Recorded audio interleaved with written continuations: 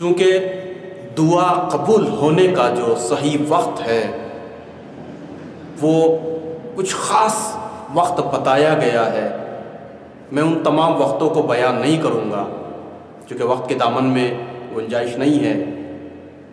ان وقتوں میں جہاں اذان کا وقت ہے، اول وقت نماز ہے، یا یتیم کے سر پر دست شفقت پھیرنے کا وقت ہے، اسی طریقے سے کہتے ہیں کہ جب مومنین کے دل ٹوٹے اور آنکھوں سے اشک آئے، اشک بار آنسوؤں سے اور ٹوٹے ہوئے دل سے اگر دعا کرے بارگاہ خداوند عالم میں، وہ بھی اپنے سے دوسرے کے لیے، تو دعا جلدی مستجاب ہوتی ہے۔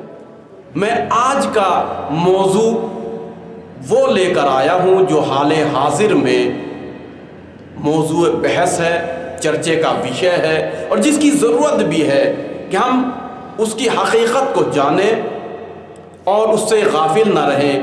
اب یہ ہے کہ ایک موضوع ہے، اسلام ایک اوشن ہے، ایک دریا سے بھی بڑا ہے، لہٰذا اس کا ایک ایک در، ایک ایک موتی جو ہے اس کو چننا بڑا مشکل کام ہوتا ہے۔ چند لمحے میں، چند گھنٹے میں اس کو بیان کرنا یہ اتنا آسان نہیں ہے، بلکہ وہ صراحی میں سمندر کو بھرنے کے برابر ہے۔ مگر چونکہ میرا سامعین سمجھدار ہے، جاننے والا ہے، عالم ہے، دانشمند ہے، بافہم ہے، باشعور ہے، لہٰذا اگر میں اشارہ کروں گا تو وہ آگے تک بات اس کی تہ تک پہنچ سکتے ہیں، لہٰذا میں بہت ہی مختصر وقت میں ان تمام چیزوں کو ذکر کروں گا جو ضرورت ہے۔ دیکھیے، سب سے پہلے کلیہ، ایک قاعدہ، ایک گرامر اسلامک وہ میں عرض کر دوں، اور سبھی جانتے ہیں پھر اسلام ہے کیا۔ اسلام، الاسلام و اعتدال، اسلام اعتدال کا نام ہے، نہ افراط کا نام ہے نہ تفریط کا نام ہے۔ افراط یعنی حد سے بڑھ جانا، اگر حد سے آپ بڑھ گئے، اس کو ائمہ کی اصطلاح میں ہم اس کو غلو کہتے ہیں اور غالی کہتے ہیں۔ لہٰذا ہمیں نہ حد سے کسی معاملے میں بڑھنا ہے اور نہ ہی ہمیں تفریط کرنی ہے۔ تفریط کا مطلب حد سے زیادہ گھٹا دینا، بلکہ اعتدال کا نام ہے اسلام۔ معتدل ہو، درمیانہ ہو، اوسطی ہو، جتنا کہا گیا ہو بس اتنا ہو۔ اب اس سے آگے اگر چلے جاتے ہیں تو ہم افراط کرتے ہیں، اس سے پیچھے ہٹ جاتے ہیں تو تفریط کرتے ہیں، دونوں صورت میں اسلام سے ہم خارج ہو جاتے ہیں۔ اسی طریقے سے جو موضوع آج کا چل رہا ہے، لوگ اس بات کو جاننے کی ضرورت محسوس کرتے ہیں کہ اس کی حقیقت کیا ہے، اس کے بارے میں کوئی بولے اور تفصیل سے ہمیں کوئی سمجھائے۔ لہٰذا میں کوشش کروں گا، اور وہ موضوع یہ ہے اہل بیت اطہار علیہم الصلوۃ والسلام اور صحابہ کرام، ان کے معنی کیا ہیں قرآن کے نزدیک، روایت کے نزدیک، اصحاب کی فضیلت اور منزل اور قدر قرآن کے نزدیک، روایت کے نزدیک، اہل بیت علیہم الصلوۃ والسلام قرآن کی نظر میں اور روایت کی نظر میں، اور پھر عقل سلیم ہماری کیا کہتی ہے، ہم کیا کہتے ہیں، ہمیں کرنا کیا چاہیے۔ قرآن مجید ہمارے لیے گائیڈ لائن ہے، روایت ہمارے لیے گائیڈ لائن ہے۔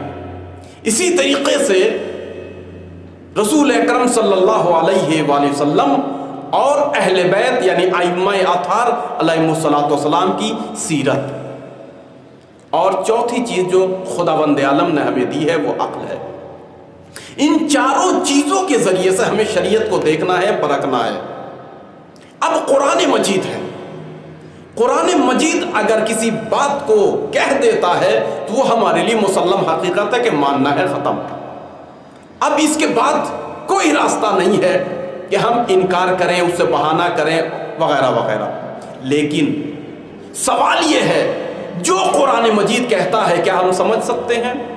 بالکل نہیں سمجھ سکتے۔ اس کے لیے ہمیں مفسر قرآن کی ضرورت ہے، اور جو مفسر قرآن کہتے ہیں، سوال یہ ہے کیا مفسر قرآن سچا ہے، جھوٹا نہیں ہے؟ کیا اس نے صحیح سمجھا ہے؟ دوسرا سوال۔ تیسرا، جو قرآن مجید کا وہ ہمیں سمجھا رہا ہے وہ اپنی جانب سے ہے یا قرآن کی جانب سے ہے، یعنی بطون قرآن سے ہے؟ لہذا یہ سوالات کے جوابات ہمیں نہیں مل سکتے۔ اس کے لیے ضروری ہے قرآن مجید کو کوئی ایسا سمجھائے جہاں سے قرآن آیا ہے وہیں سے وہ بھی آیا ہو، جو قرآن ہے وہی قرآن وہ ہے، یعنی قرآن ناطق ہو، لہذا وہ اپنی زبان میں نطق میں قرآن ہمیں سمجھائے۔ میں ایک جملے کو مکتب تشیع کے اصطلاح میں عرض کر دوں، یعنی قرآن کو سمجھانے والا معصوم ہو اور خطا سے مبرہ ہو، لہذا جو وہ کہہ دے گا وہ بات ہم مان لیں گے۔ لیکن دوسرا سوال، روایت، ہمیں روایت گائیڈ لائن ہے، مشعل راہ ہے، روایت سے ہمیں دین لینا ہے، اسلام لینا ہے اور ہمیں سمجھنا ہے۔ کیا روایت کرنے والا عام انسان ہے، یعنی راوی جس سے روایت بیان کیا جا رہا ہے؟ جس طریقے سے امام علی علیہ السلام کے پاس ایک شخص آیا اور آنے کے بعد، البتہ یہ روایت امام جعفر صادق علیہ السلام نے اپنے جد بزرگوار حضرت علی علیہ السلام سے روایت کی ہے اور فرمایا کہ کسی روایت کا معنی یہ ہے، کسی روایت کے آخر میں یہ ہے، کسی روایت کے شروع میں یہ ہے، ایک ہی روایت ہے، مختلف طریقے سے مختلف انداز سے جو ہے وہ پیش کیے جاتے ہیں۔ کسی نے جو ہے وہ قرآن کہا، کسی نے صحابہ کہا، کسی نے اہل بیت کہا، بہت ساری احادیث اس طریقے سے ہیں۔ کہا کہ اس کا مسئلہ کیا ہے، کیا سب کے سب صادق ہیں؟ امیر المومنین نے فرمایا کہ دیکھو، جب رسول اکرم صلی اللہ علیہ وآلہ وسلم بس میں بیٹھا کرتے تھے، کچھ لوگ وہ ہیں جو پہلے سے رہا کرتے تھے، کچھ وہ لوگ ہیں جو درمیانے جلسہ آتے تھے، کچھ لوگ وہ ہیں جو آدھے راستے میں ہی شامل ہو جاتے تھے، کچھ لوگ وہ ہیں جو آخر جلسہ آتے تھے۔ لہذا ہر کسی کا دریافت کرنا احادیث کا مختلف طریقے سے ہے۔ اس کے بعد کچھ لوگ ہیں کہ جو ذہنی الجھنوں میں ہیں، کچھ لوگ ہیں جو دنیا داری میں ہیں، کچھ لوگ وہ ہیں جن کا پیمانہ علم درجات رکھتا ہے، یعنی کچھ کم سمجھ رہے ہیں، کچھ زیادہ سمجھ رہے ہیں، کچھ زیادہ ہی علم کو لے رہے ہیں۔ اسی طریقے سے ہر انسان کے اپنے اپنے درجات ہیں، وہ اپنے درجات کے مطابق کسب کرتا ہے، بولتا ہے، بیان کرتا ہے۔ پھر جو آخری مرحلہ ہے وہ حفظ کا مرحلہ ہے۔ وہ حفظ کا مرحلہ اس طریقے سے ہے، چونکہ عرب میں اس زمانے میں پڑھے لکھے لوگ کم ہوتے تھے، لہٰذا حفظ کی طاقت سے وہ کام لیتے تھے، اور یہ حفظ ان کے پاس جو ہے وہ زیادہ دن تک وہ احادیث اس طریقے سے محفوظ نہیں رہ سکتی ہے جس طریقے سے مکتوب احادیث محفوظ رہ سکتی ہے۔ لہٰذا یہ اس کا مسئلہ ہے، ہر کوئی چاہتا یہی ہے کہ میں حدیث کو بیان کر کے اسلام کی خدمت کروں اور سچی حدیث بیان کروں، مگر حقیقت یہ ہے کہ اس نے حدیث کے شروع میں ہی شرکت نہیں کی، بیچ میں شرکت کی، آخر میں شرکت کی، حافظے نے کام نہیں کیا۔ لہٰذا روایت اور احادیث کو ہم کس طریقے سے صحیح مانیں؟ اہل بیت اطہار علیہم السلام، خود رسالت اب صلی اللہ علیہ وآلہ وسلم نے ہمیں یہ راستہ بتایا کہ دیکھو، جب بھی کسی حدیث کے بارے میں کوئی مورد اختلاف بحث ہو تو یاد رکھو قرآن جو ہے وہ اس کے لیے مین ہے اور قرآن اصل ہے۔ اگر وہ قرآن سے حدیث ٹکرا جائے اس کو دیوار پہ پھینک کے مار دو، اور اگر وہ قرآن کے مطابق ہے تو اس حدیث کو لے لو۔ کیا مطلب؟ یعنی حدیث اگر قرآن کی آیتوں کے مطابق ہے وہ روایت، وہ حدیث ہمارے لیے موثق ہے، اگر قرآن کے مطابق نہ ہو تو وہ حدیث ہمارے لیے کسی کام کی نہیں ہے۔ اسی طریقے سے قرآن کی آیتوں کی توضیح اور تفصیل اگر اہل بیت کے مطابق ہے اور بطون قرآن کے مطابق ہے، عالم قرآن کے مطابق ہے اور امام مبین کے مطابق ہے، تو وہ قرآن کی توضیح، تفصیل اور تعبیر ہمارے لیے قابل قبول ہے۔ اور اگر وہ توضیح اپنی طرف سے ہے، تفسیر بالرائے ہے، تو وہ ہمارے لیے کوئی فائدہ مند تفسیر نہیں ہے۔ اہل بیت اطہار علیہم السلام اور صحابہ علیہم السلام، ان دونوں کا معنی کیا ہے اور فضیلت کیا ہے؟ اہل بیت دو کلمہ سے مل کر بنا ہے، ایک اہل ہے اور ایک بیت ہے۔ اس کے دو معنی ہیں، ایک لغوی معنی ہے، ایک اصطلاحی معنی ہے۔ لغوی معنی اہل کے معنی ہے خاندان، فیملی، اور اس بیت کے معنی ہے گھر۔ کیا مطلب؟ یعنی گھر والے۔ یہ صاف اردو کا لفظ بھی سمجھ میں آتا ہے کہ گھر والے کون ہوتے ہیں۔ لغوی معنی میں فیملی میں جو لغوی معنی کیا گیا ہے وہ زوجہ، ہم شریک حیات، اہلیہ وہ آ سکتی ہیں۔ اسی طریقے سے فرزند بھی آ سکتے ہیں، بیٹا بیٹیاں یہ اہل بیت میں شامل ہو سکتے ہیں۔ یہاں تک کہ رشتہ دار جو ان کے ساتھ آنے جانے میں بہت ہی قریبی ہیں، یعنی معاشرت میں قریبی ہیں، وہ بھی اس میں شریک ہو سکتے ہیں۔ یہاں تک کہ اس زمانے کے داس داسیاں یعنی کنیز اور نوکر اور چاکر اور غلام وہ بھی اہل بیت میں شامل ہو سکتے ہیں۔ یہ معنی لغوی ہے۔ تو اب بات سمجھ میں آتی ہے، میں ایک مختصر جملہ عرض کر دوں ایک جملے میں کہ جو بھی ایک انسان کے ساتھ اس کے گھر میں زندگی کرے وہ اہل بیت ہے، چاہے رشتہ دار کا بیٹا ہے اور بچپنے سے یہی زندگی گزار رہا ہے، تو لغوی اعتبار سے اس کو اہل بیت کہہ سکتے ہیں۔ اسی لغوی اعتبار سے ہی رسول اکرم صلی اللہ علیہ وآلہ وسلم نے فرمایا السلمان من اہل البیت، اور دو مرتبہ فرمایا ہے۔ لغوی اعتبار سے کہا ہے کہ سلمان میرے اہل بیت میں سے ہیں، لیکن خونی اعتبار سے نہیں۔ چلیے اب اصطلاحی معنی سمجھ لیتے ہیں۔ اصطلاحی معنی میں دو معنی ہیں، ایک حقیقی معنی ہے، ایک مجازی معنی ہے۔ مثلا ہم نے کہا ٹائیگر، شیر، یہ شیر جا رہا ہے، چڑیا خانے میں ہم کھڑے ہوئے ہیں اور ہم نے کہا کہ یہ شیر ہے، لہذا آپ کیا سمجھیں گے؟ شیر یعنی چار پاؤں والا شیر اور پھاڑ کھانے والا درندہ حیوان شیر۔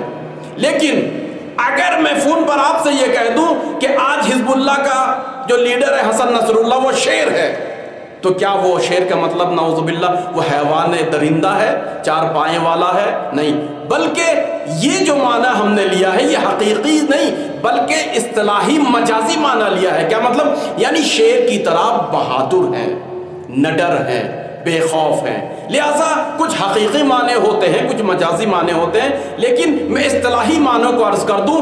اصطلاحی معنی اہل بیت اطہار علیہ السلام کا پنجتن پاک ریشہ ہے، اصل ہے، بنیاد ہے۔ پھر پنجتن پاک کے ساتھ 14 معصومین، یعنی پیغمبر اکرم صلی اللہ علیہ وآلہ وسلم اور پنجتن کے اندر جتنے بھی افراد ہیں ان کے ساتھ ہمارے ائمہ اطہار بھی اہل بیت علیہ السلام سے اور ان کے معنی کے اندر ہیں، انہی کو ہم اہل بیت کہتے ہیں۔ مثلا اگر کسی نے سوال کیا جب ہم نے کہا اہل بیت تو کیا صرف پنجتن ہی مراد ہے یا امام زین العابدین بھی مراد ہے، امام صادق بھی مراد ہے، امام کاظم بھی مراد ہیں، یا امام علی رضا بھی مراد ہے؟ جی ہاں، بے شک، یعنی امام مہدی علیہ السلام تک سبھی مراد ہیں، 14 معصومین اہل بیت۔ یہ شیعوں کے نزدیک اہل بیت کا معنی ہے، اور متعدد طریقے سے لوگوں نے جو ہے وہ تعریف بیان کی، میں نے خلاصہ کر کے ایک جملے میں عرض کیا، اہل بیت یعنی 14 معصومین۔ قرآن مجید اہل بیت کا کیا معنی کرتا ہے اور کیا مفہوم لیتا ہے؟ قرآن مجید میں لفظ اہل بیت کو استعمال کیا، اور یہ افتخار صرف جناب ابراہیم علیہ السلام کو حاصل ہے یا رسالت مآب صلی اللہ علیہ وآلہ وسلم کو یہ حاصل ہے۔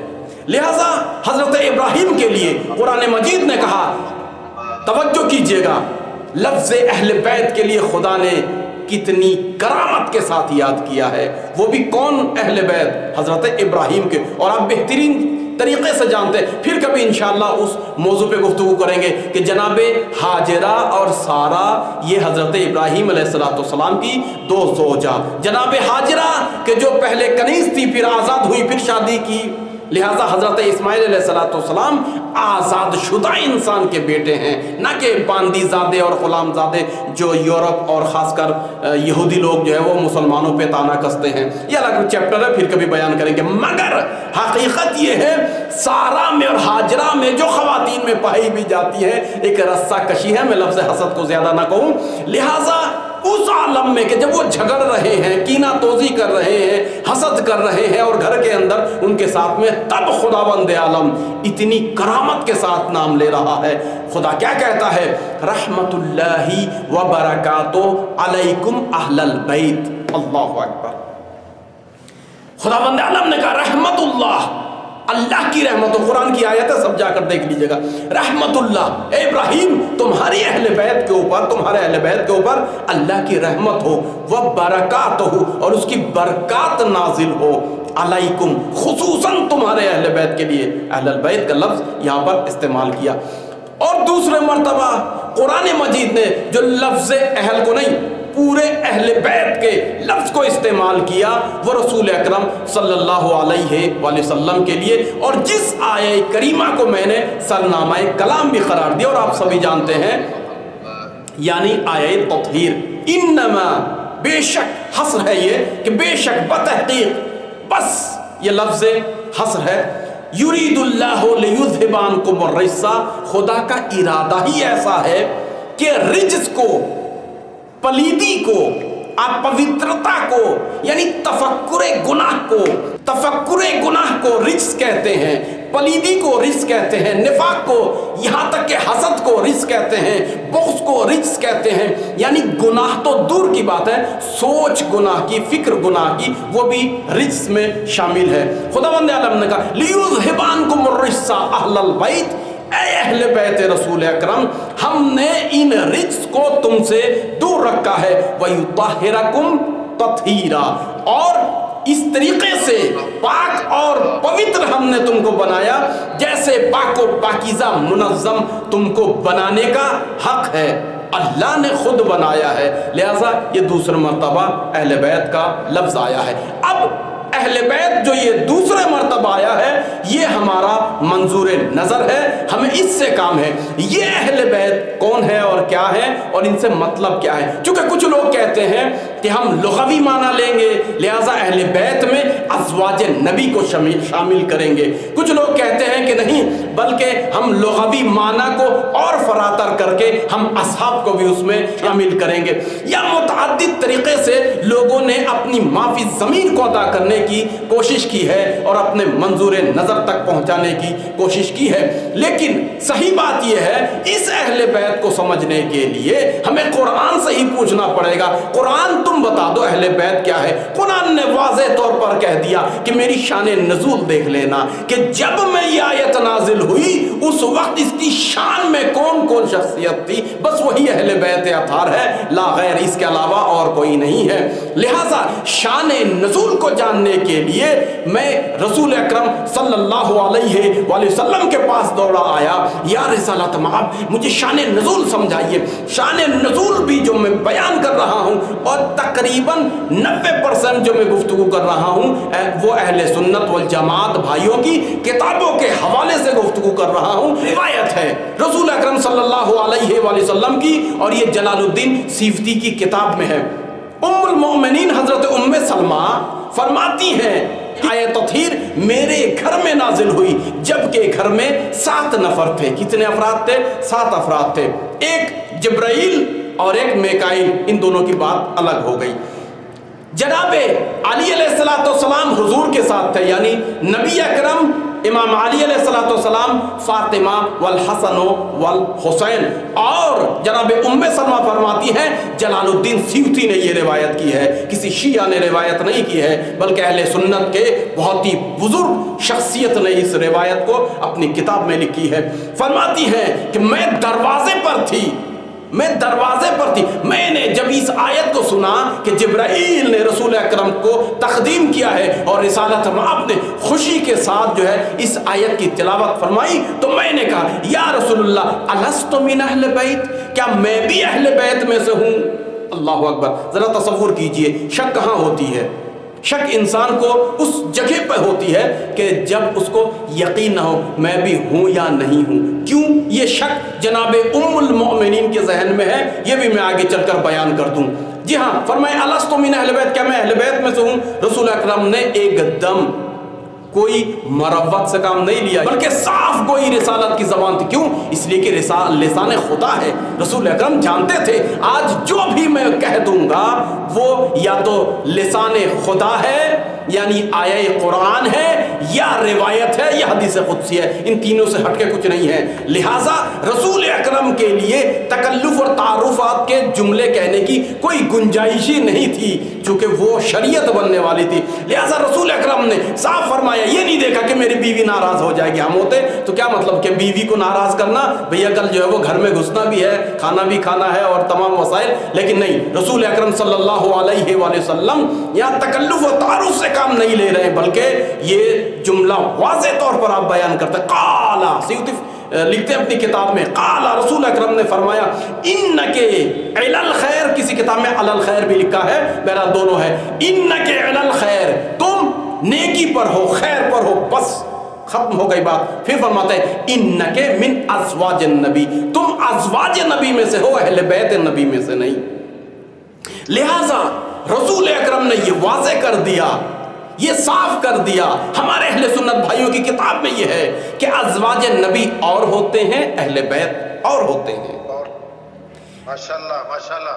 اب اگر کوئی اس دھوکے میں رہے کہ ازواج نبی اہل بیت میں سے ہیں تو وہ خود اپنے کتابوں سے انکار کر رہا ہے، روایت کا منکر ہے۔ لہٰذا روایت کا منکر جو ہے وہ اسلام سے خارج بھی ہو سکتا ہے۔ چلیے میں دوسری دلیل لے کر آتا ہوں۔ مسلم نیشاپوری نے اپنی کتاب میں لکھا ہے کہ یزید ابن حیان بن زید بن ارقم سے پوچھا، زید بن ارقم بہت بڑی شخصیت ہے، زید بن ارقم سے یزید ابن حیان پوچھتے ہیں کہ اہل بیت سے مراد کون ہے، جو آج بھی سوال ہوتا ہے، اہل بیت سے کیا مراد ہے؟ اور صاف اس کے بعد کہتے ہیں کیا خواتین بھی ہیں، یعنی ام المؤمنین یہ بھی ہیں، کیا خواتین بھی اس میں شامل ہیں؟ تو ایک مرتبہ جناب زید بن ارقم نے یہ جواب دیا، بہت ہی بزرگ صحابی بھی ہیں، نبی کے راوی بھی ہیں، نبی کے کاتب بھی ہیں، سنت والجماعت بھائیوں کی موثق کتابوں میں ان کی احادیث کو موثق طریقے سے، اور یہ کہا گیا کہ کبھی ان سے جھوٹ دیکھا نہیں گیا ہے، لہٰذا یہ صحیح کے مصداق ہیں، صحیح کتابوں میں صحیح ستہ میں ان کی تمام احادیثیں وارد ہوئی ہیں۔ تو یہ بات ثابت ہے کہ زید بن ارقم کی حدیثوں کو اہل سنت بھائی اس طریقے سے مانتے ہیں کہ جس طریقے سے دلیل ہو اور اس میں کوئی گنجائش نہ ہو۔ لہذا وہ فرماتے ہیں کہ کیا اہل بیت سے مراد خواتین رسول بھی ہیں؟ تو ایک مرتبہ فرمایا لا ویم اللہ، یہ لفظ ویم اللہ کی توضیح بیان کیجئے گا اور عرب میں دیکھ لیجئے گا، چونکہ بہت ہی باتیں مجھے کہنی ہے، جلدی وقت نہیں ہے۔ کہا کہ لا ویم اللہ، ایسا ہرگز نہیں ہے، بالاتر قسم یہ بات میں عرض کر رہا ہوں، ان المرأۃ تکون مع الرجل، خواتین مرد کے ساتھ ہوتی ہیں، کب تک؟ العصر من الدہر، اس کے زندگی کے اس وقت تک، ثم یطلقها، جب تک وہ طلاق نہ دے اس کو۔ آپ اس بات کو سمجھ رہے ہوں گے۔ فترجع الی ابیہا وبیتہا، اور پھر جب اس کو طلاق دے دیتا ہے وہ مرد تو اپنے باپ کے گھر پہ وہ چلی جاتی ہے اور وہی اس کا گھر ہو جاتا ہے، یہ شوہر کا گھر اس کا گھر نہیں رہتا۔ اہل بیت ہی کا کسی انسان کا، خاص کر یہ نبی کی بات ہو رہی ہے، نبی کا اہل بیت اصل ہو، ان کا وہ اصل ہے، ریشہ ہے، وہ اثبت، اور ان کی بنیاد ہے یعنی جڑ ہے۔ الذین حرموا الصدقہ بعدہ، یہ قاعدہ ہے، کلیہ ہے۔ زید بن ارقم کہتے ہیں کہ بس یاد رکھو، ایک جملے میں عرض کر دوں کہ الذین حرموا الصدقہ بعدہ، نبی اور نبی